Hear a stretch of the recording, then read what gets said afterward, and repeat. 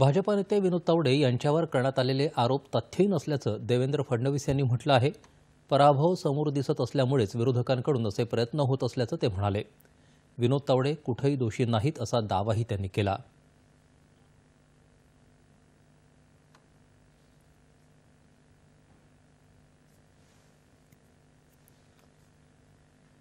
खरं म्हणजे जेव्हा निवडणुकीमध्ये पराभव दिसायला लागतो त्यावेळी जे प्रकार होतात त्यातलाच हा प्रकार आहे। श्री विनोदजी तावडे हे आमचे राष्ट्रीय महामंत्री आहेत।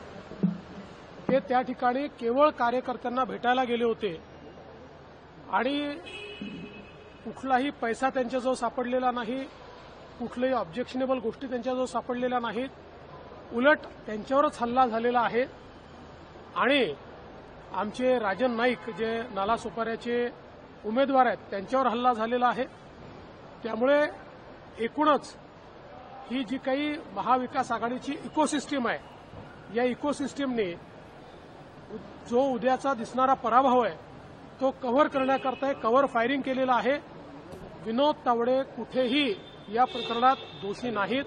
त्यांनी कुठलेही पैसे नेले नाही, कुठलेही पैसे वाटले नाही, कुठलेही पैसे मिळालेले नाही।